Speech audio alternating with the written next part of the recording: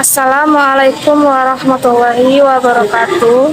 Perkenalkan, nama saya Intan Nazira dengan NPM 2205050051 dengan program studi Pendidikan Ilmu Pengetahuan Sosial, Sekolah Tinggi Keguruan dan Ilmu Pendidikan Al-Maksum.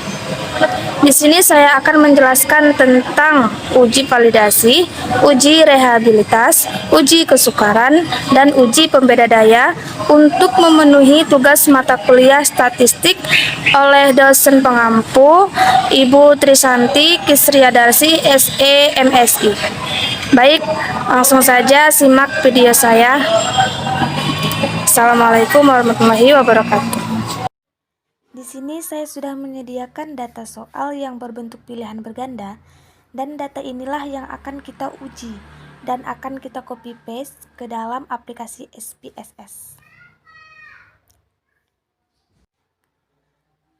Baik, langsung saja kita copy.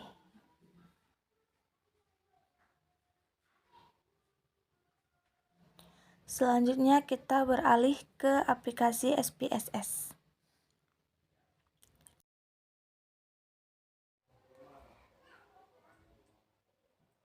Pada data view, kita klik paste.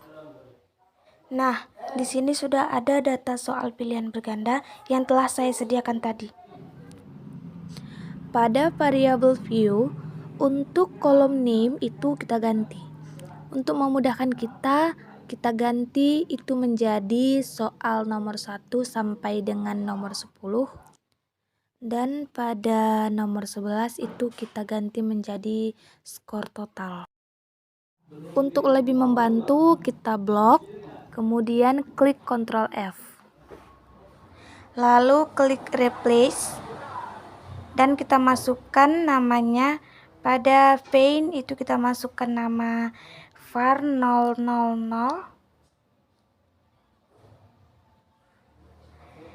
Dan pada replace which itu kita masukkan nama soal. Lalu klik replace all. Setelah itu kita close.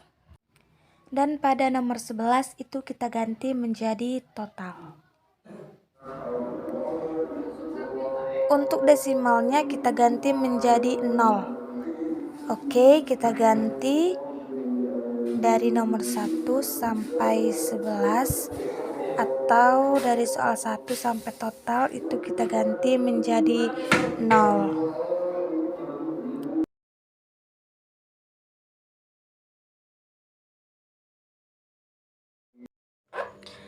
Kemudian pada label kita isi butir soal 1 sampai dengan butir soal 10.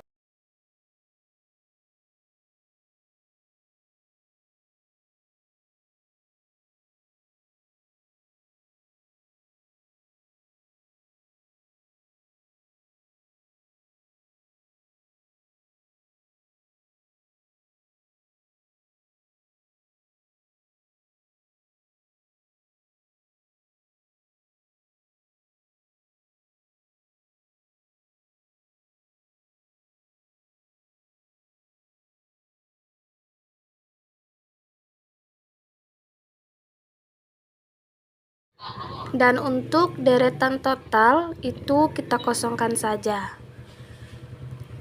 Kemudian pada kolom make sure itu kita ganti semua menjadi scale.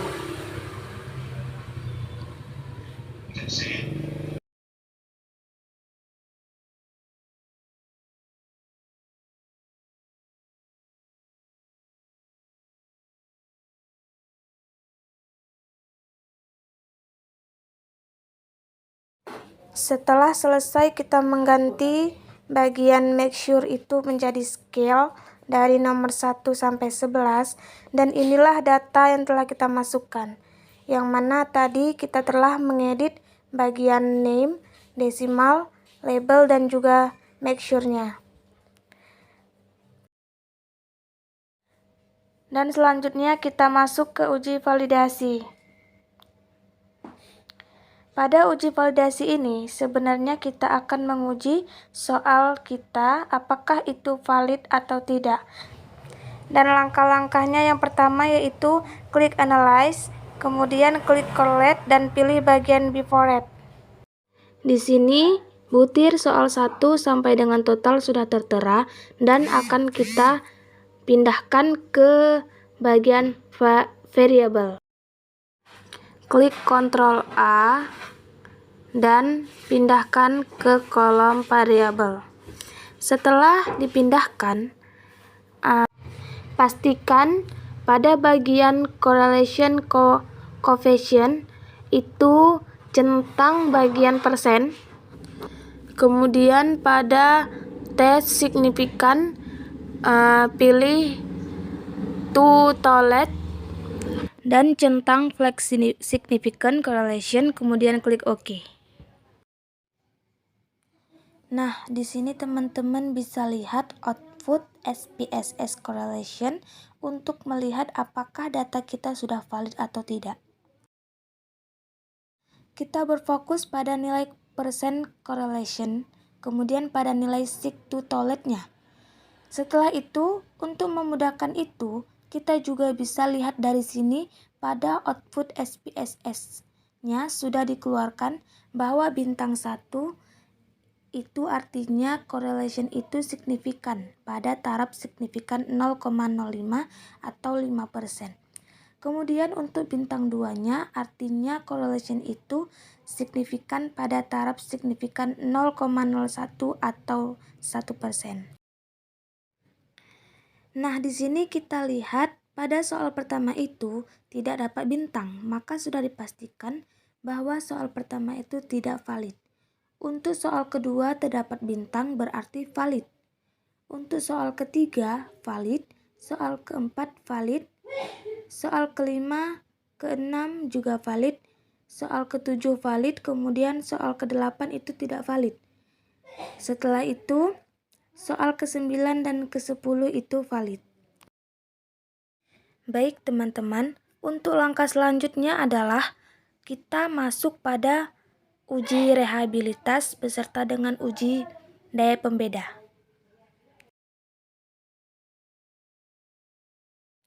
Baik teman-teman, selanjutnya kita klik Analyze. Kemudian pilih Scale, pilih lagi Reliability Analyze. Nah, sama seperti uji validasi, butir soal 1 sampai 10 kita pindahkan ke kolom item. Namun untuk skor totalnya, kembalikan pada tabel sebelumnya. Selanjutnya, pastikan teman-teman memilih alpha pada kolom model, kemudian masuk pada Reliability Analyze statistik. Di sini kita klik item, scale, dan scale item delete, kemudian klik continue, dan kemudian klik OK. Di sini kita sudah lihat output SPSS.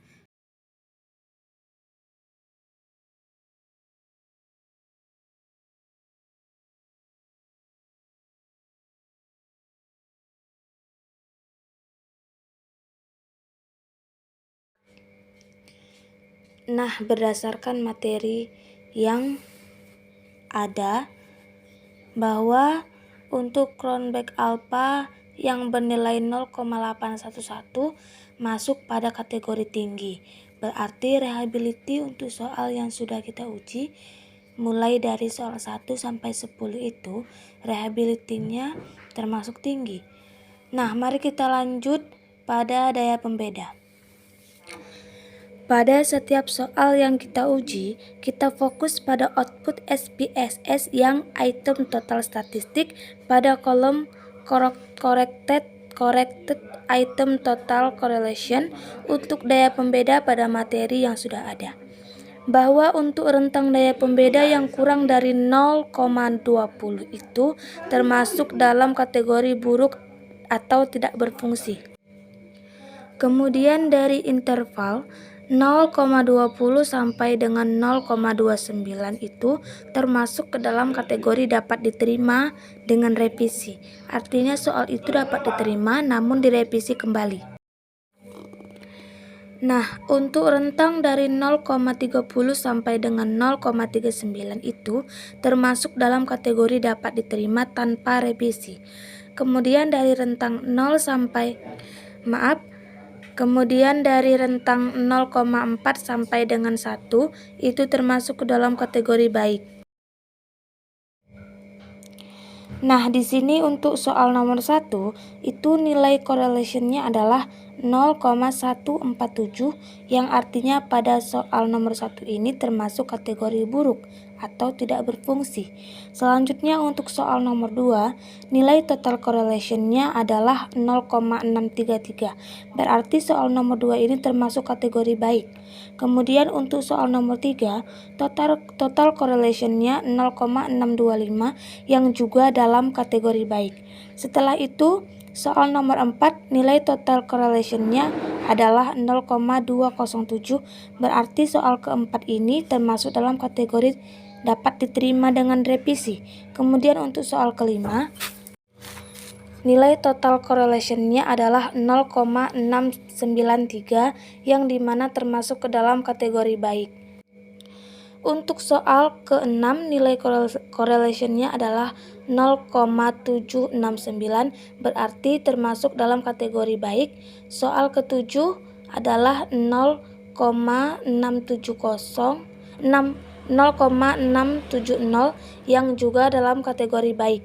Soal ke-8, nilai total correlation-nya adalah 0,144 yang termasuk dalam kategori buruk atau tidak berfungsi. Soal ke-9 adalah 0,797 yang berarti dalam kategori baik.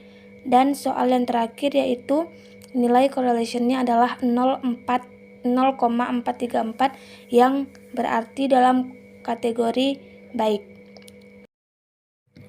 Jadi itulah cara untuk mengetahui daya pembeda pada setiap soal yang kita uji.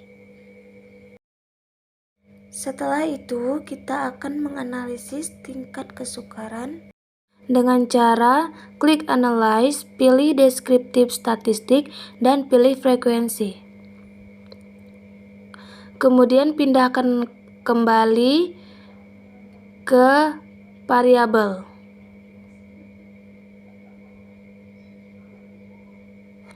Kemudian kita klik statistik dan kita klik Match. Kemudian klik Continue dan klik OK. Di sini sudah terlihat hasil kesukarannya. Di sini kita lihat di tentang main-nya. Pada tingkat kesukaran memiliki rentang. Soal itu 0,30 yang diartikan sukar, 0,31 sampai 0,70 adalah sedang, 0,71 sampai 0,79 itu mudah. Pada tingkat kesukaran ini, nomor 1 itu 0,79 yang artinya mudah. Soal nomor 2 adalah 0,90 yang artinya mudah. Soal ketiga adalah 0,83 yang berarti mudah juga. Nomor 4 0,48 yang berarti sedang. Nomor 5 0,86 yang berarti mudah. Nomor 6 0,66 yang artinya sedang. Nomor 7 0,83 yang artinya mudah. Nomor 8 0,86 yang juga berarti mudah. Nomor 8 0,79 yang artinya mudah. Dan soal nomor ke-10 0,48 yang berarti sedang. Baiklah, itulah tadi penjelasan saya tentang uji validasi, uji rehabilitas, uji daya pembeda, dan uji kesukaran. Baiklah, terima kasih kepada teman-teman yang telah menyimak penjelasan saya. Saya ucapkan wassalamualaikum warahmatullahi wabarakatuh.